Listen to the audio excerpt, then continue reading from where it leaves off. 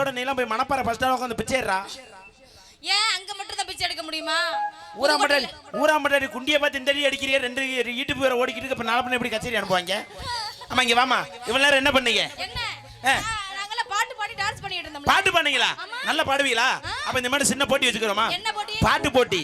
இந்த பாட்டு போட்டியில நான் ஜெயிக்கணும்னு நினைக்கிறப்ப உங்க மனசாட்சியை தொட்டு கை தட்டுங்க பாப்போம். போதும் போ. அப்ப நாங்க ஜெயிக்கணும்னு நினைக்கிறவங்க கையை தட்டி வைங்க. சரி. அதி தட்டவே கை இப்படி எடுக்க முடியாது.